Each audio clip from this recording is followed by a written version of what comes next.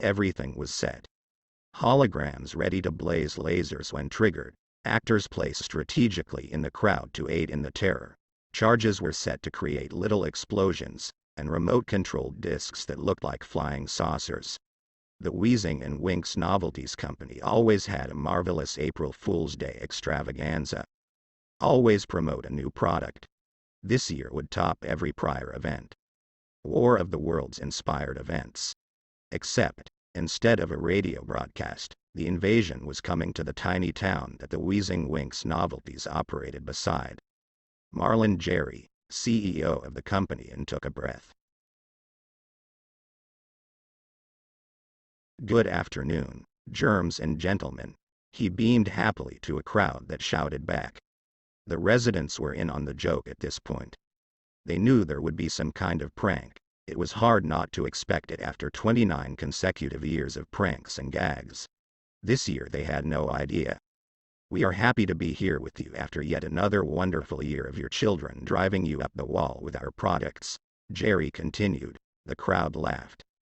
Behind him, Jerry heard his wife even stifle a laugh, remembering the jokes both Jerry and his son played on her. "This company has a few new lines of products to announce this." He was cut off. A man in the front row collapsed. He was shaking uncontrollably. Most of the residents laughed, their kids being the loudest. A few visitors and newcomers panicked and attempted aiding the man. He stopped shaking. "He's dead," a female tourist shouted in fright.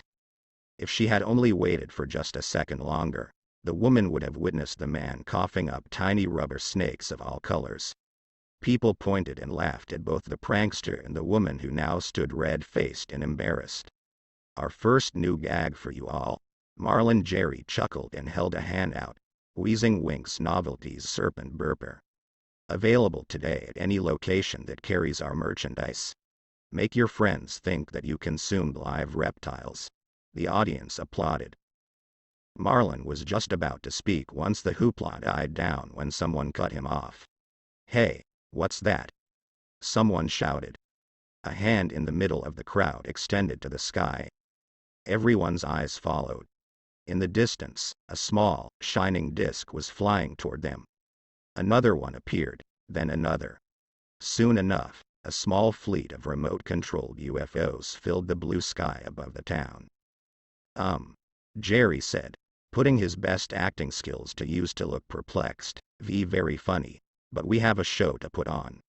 Could whoever is controlling these please let us get on with our show?" No one said anything saved for excited laughter. Jerry looked up. The discs were almost directly above the crowd. "Please," Jerry began again, "we would like to get on with our annual showcase here."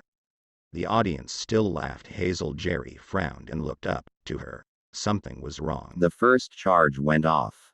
It was one placed in a garbage can. A fire of trash and panic erupted from those around the boom. A hologram laser fired directly at an actor. He coughed up a blood packet and squeezed another one under his jacket as he fell to the ground. A few people gave nervous laughter, others looked around in fear. Another actor pretended to be hit by a beam of light as the first one rose from the ground to be a reanimated corpse. A loud bang sounded to signify another explosion. Full-on terror took over. The climax happened in a terrific spectacle of blood and anguished screams. It was a far cry from the laughter and happiness intended. People rushed for any exit they could, trampling each other and tearing down the banisters and decorations. Some rushed the stage, causing the background to fall. Jerry was just barely able to dive out of the way. He got up and looked around.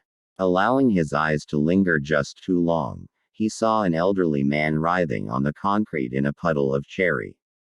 More gunshots sounded as everyone began to distrust each other, fearing that anyone near might be possessed by the beings in the saucers, despite the fact that most had fallen to the ground as the workers abandoned the remotes to flee the scene.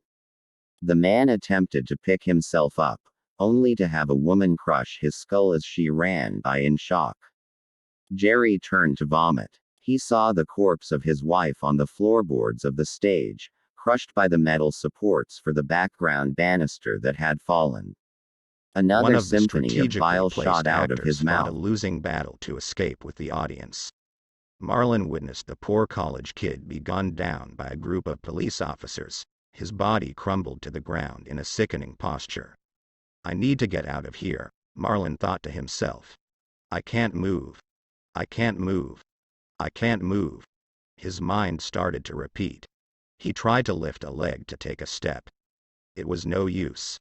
The CEO of the once beloved company felt his feet cemented to the ground. His body was supported by jelly. Something hit his cheek. Immediately blood flowed down his neck and stained his collar and jacket. That was enough to snap out of it, though.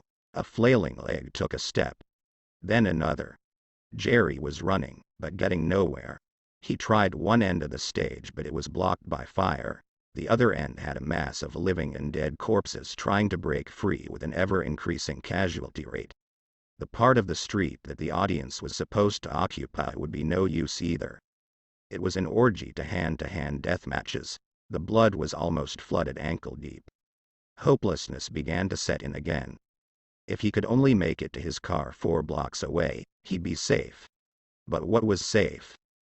Mental scenes of angry townsfolk storming his house in anger flashed through his mind. The company was sure to go under once news broke out. He would be ruined. The thought of facing criminal charges on what was supposed to be a harmless prank also plagued him.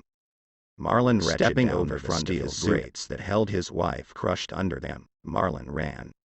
The sounds of gunshots and screams grew fainter. He got to his car and drove. His son was at an uncle's house out of state. He would be fine. His wife was dead, but he could find another one abroad. There was money in foreign accounts he could tap into once he got to where he would be safe after Mexico. Maybe Costa Rica or Argentina, somewhere they would never find him. How many deaths occurred today, he did not know, didn't care if he was being honest. All that mattered was making